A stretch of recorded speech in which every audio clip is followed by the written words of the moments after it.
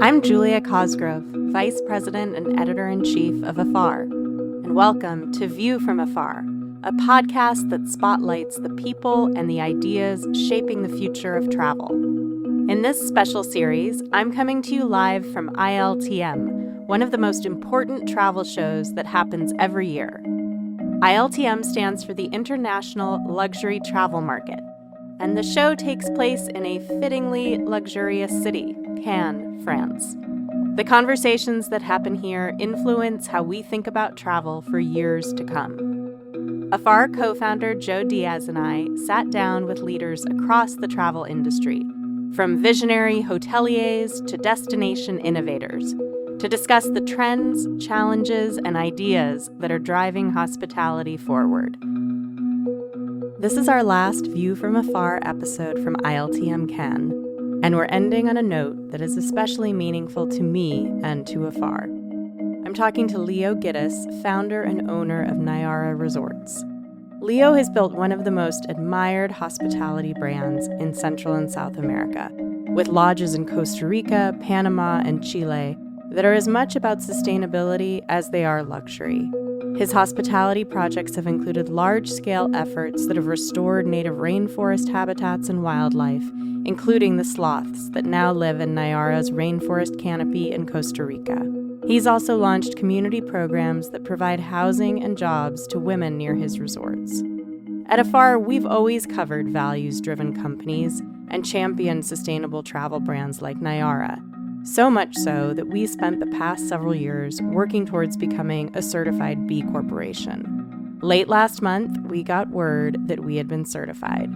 We'll be sharing more on a future podcast about why we chose to join this global movement of businesses balancing purpose and profit, and what that means for the future of our company.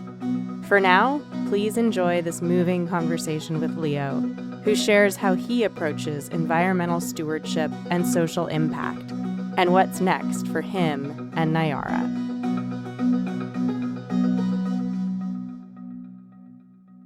Well, welcome, Leo. Here we are at ILTM Cannes. It's a little bit of a cloudy day here, but we got some sun yesterday. We're so happy to have you in studio with us today. Well, Julia, thank you. You know, I'm a huge fan of Afar, so very, very excited and very honored to be here. Thank you. Well, we'll get right into it. I had the pleasure of visiting one of your properties, Nayara in Costa Rica, in 2023, and felt this very deeply, that the property has this very deep connection to nature and the space surrounding the property. Sustainability become a bit of a buzzword. How do you make sure that the approach you take with Nayara continues to have a big and a real impact? And how has that evolved over the years? Julia, thank you for asking that question. That's something that is very important for us. It's kind of the reason why we started Nayara. When we started 15 years ago, in all candor, we did not know what we were doing. We wanted to be sustainable. We wanted to go beyond sustainability towards regenerative travel. And we were improvising. So 15 years ago, we were probably one of the first hotels in the world to eliminate plastics. Then we decided to use hot springs to reduce electricity. We decided that we didn't want to use chemicals to treat or waste water, so we use biodigesters. But the needs are just huge. The responsibility is awesome. And we realized that we needed to do it in a better way. And the best decision we made, and it's the same recommendation that I make to all my fellow hoteliers, we hire a consulting firm that specializes in environmental stewardship. And what they did for us, which has been wonderful, they put together a 10-year strategic plan. And they told us, this is what you should be doing over time. And we have goals every year of what we need to accomplish. And they come to us every year. They review what we have accomplished. And they tell us if we were successful, what we should be doing differently.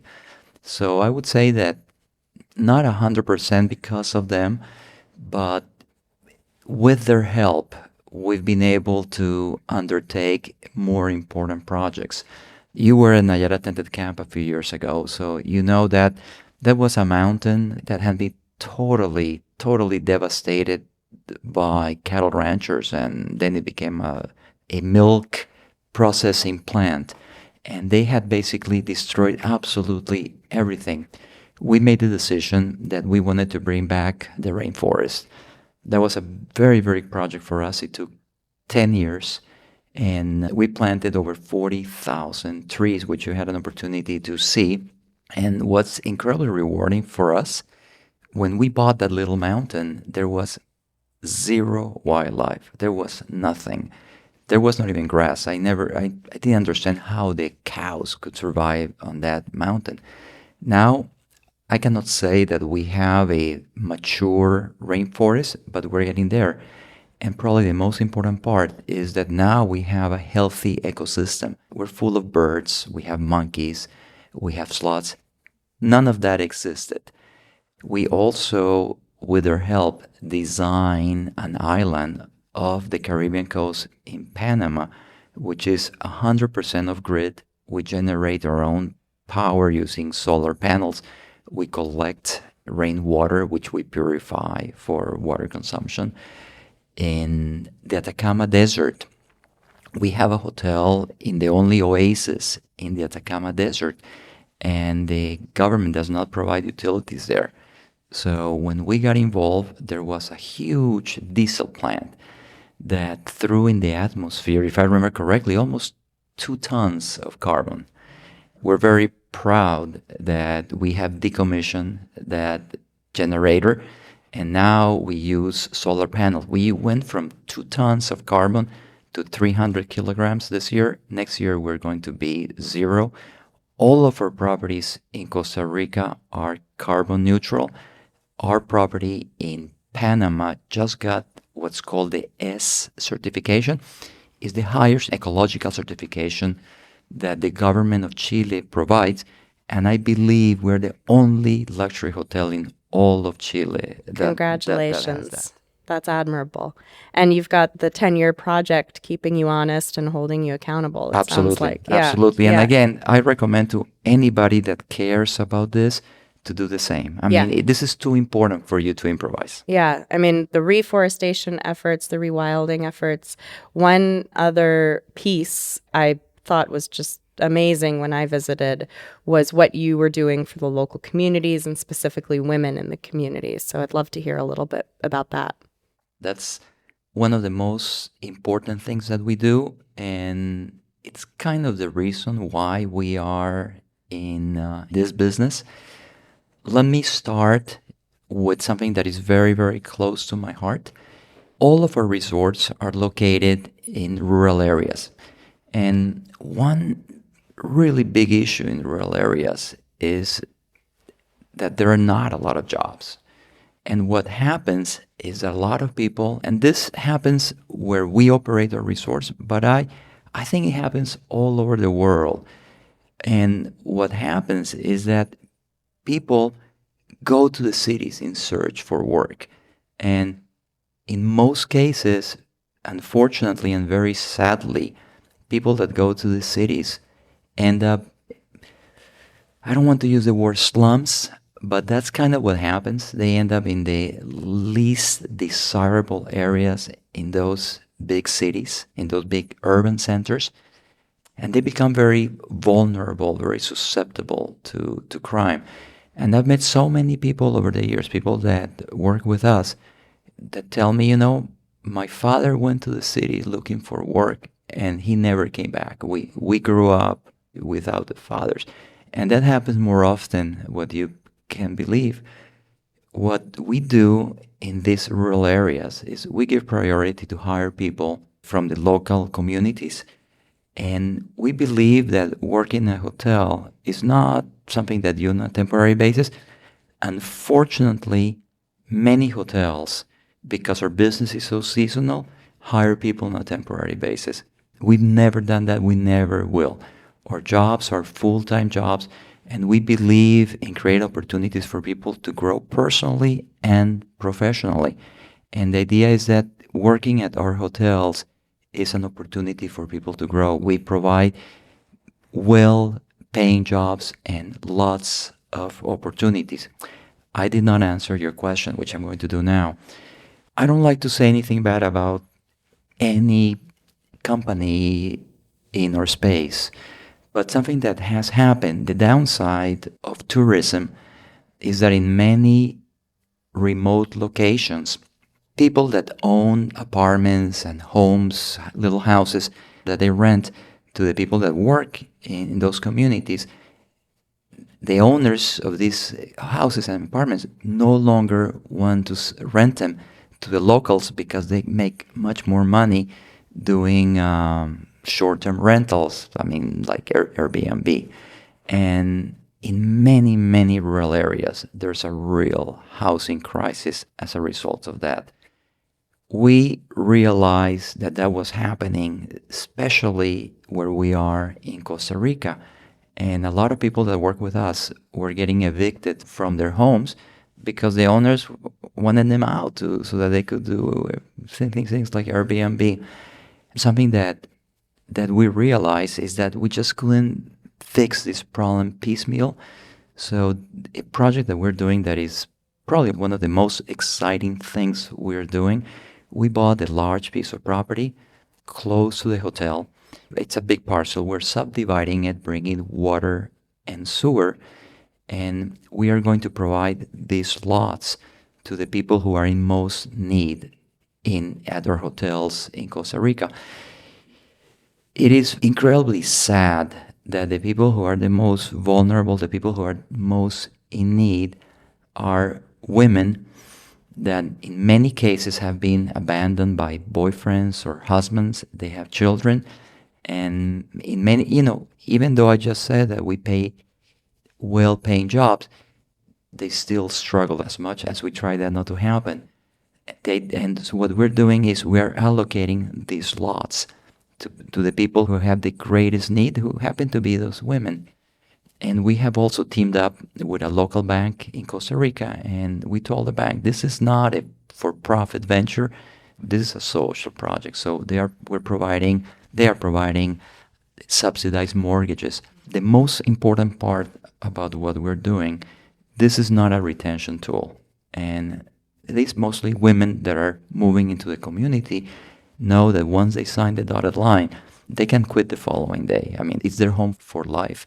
Right. There's no stipulation that they need to stay at Nayara and continue. Yeah. And I'll tell you what is tremendously rewarding for me. In many cases, in situations where you have a woman head of household, the children grow up by themselves. Mm-hmm. And again, those children are at risk. Mm-hmm. The idea is that the children in this community are going to grow up together.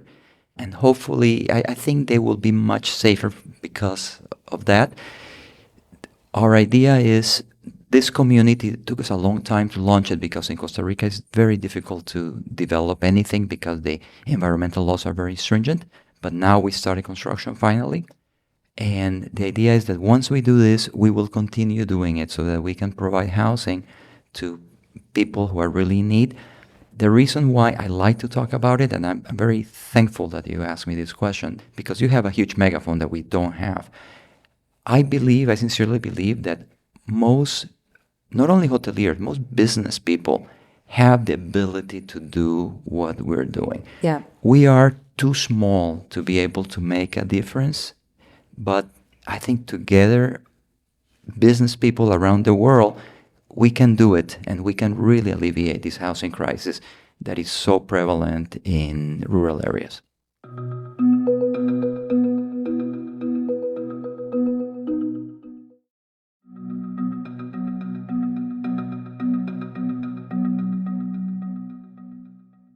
Shifting gears a little bit, guests often describe Nayara as both incredibly luxurious and close to nature.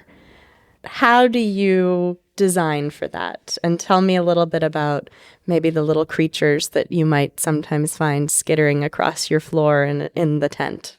It's a very interesting question that you ask, and I wish I could take credit and say that we designed these masterpieces that combine nature and luxury and comfort. It is kind of an accident. I'll give you an example. When we did this big reforestation, we had this mountain all of a sudden that had a rainforest. And we started thinking, what shall we do here?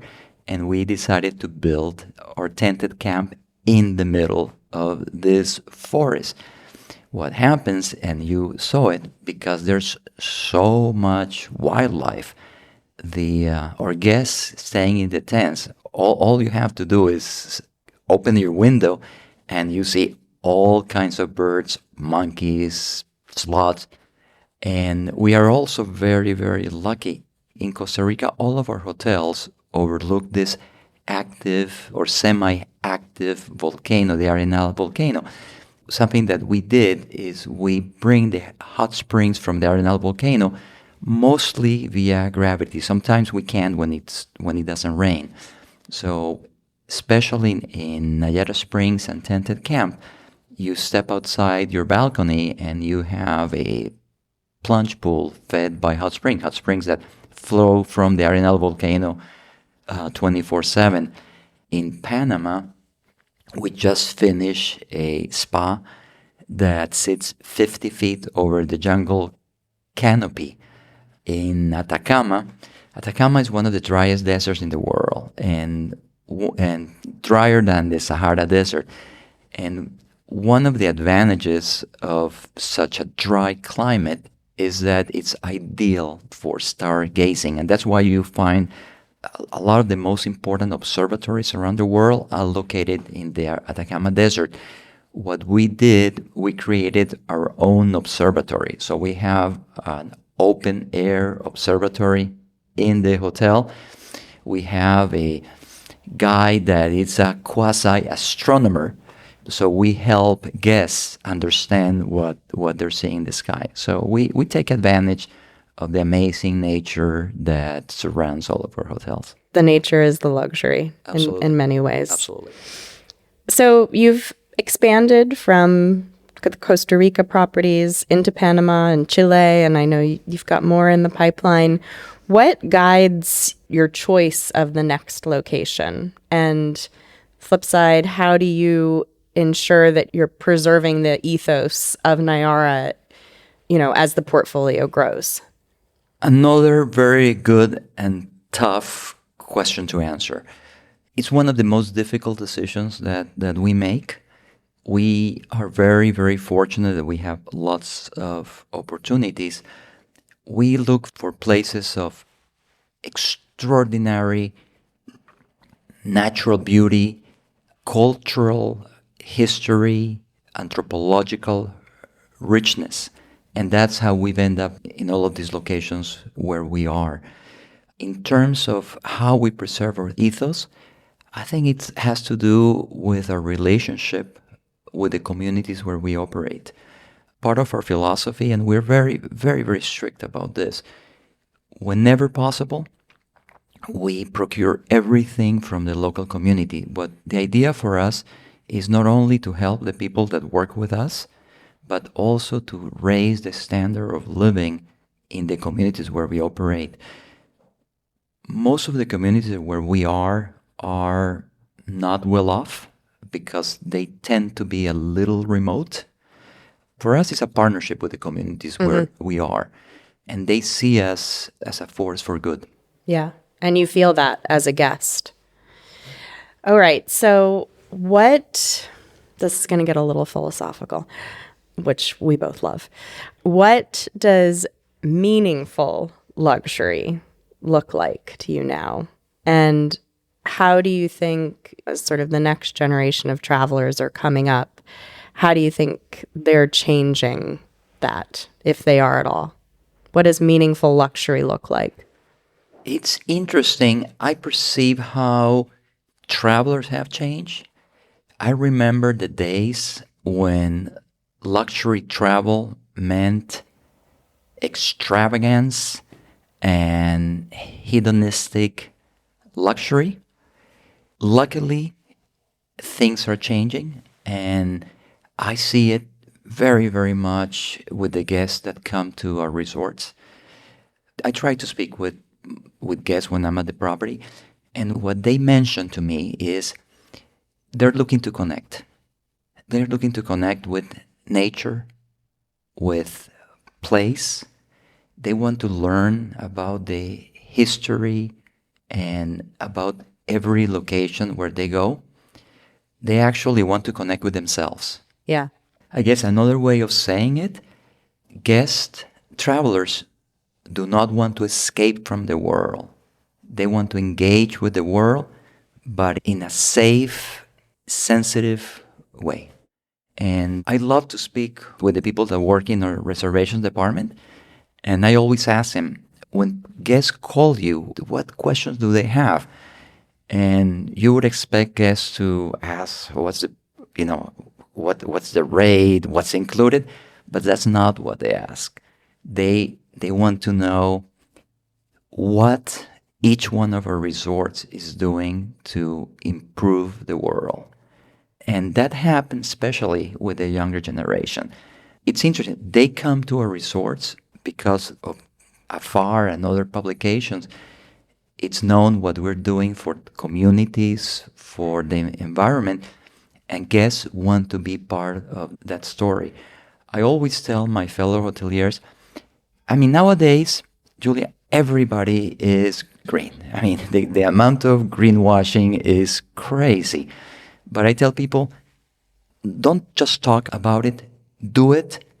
And even if you don't fully believe it, do it because it's good for business, because the new generation is looking for that. Yeah. And travelers sort of demand travel to be a force for good. Luckily, that's exactly what we both do. So, Leo, believe it or not, we're at the end of our time here. I wish you a great conference, and thank you so much for sitting in studio with AFAR today. And Julie, I want to thank you for everything that you do. I'm a big fan of your magazine, and I think AFAR is a force for good. So thank you again for everything you do. Thank you. Thanks for joining us for this special episode of View from Afar, recorded live at ILTM in Cannes. In the show notes, you'll find links to everything we discussed today, as well as Nayara's website and social media handles, and Afar's recent coverage of the company. You can find more Views from Afar on afar.com, and be sure to follow us on Instagram and TikTok. We are at Afar Media. If you enjoyed today's exploration, I hope you'll come back for more great interviews. Subscribing always makes that easy. And be sure to rate and review the show on your favorite podcast platforms. It helps other travelers find it. This has been View from Afar, a production of Afar Media. The podcast is produced by Aislinn Green and Nikki Galteland, with assistance from Jen Flowers, Julia Cosgrove, and Joe Diaz. Music composition from Epidemic Sound. This podcast is part of the Airwave Media Podcast Network. Visit airwavemedia.com to listen and subscribe to their other fine shows like Culture Kids and the Explorers Podcast.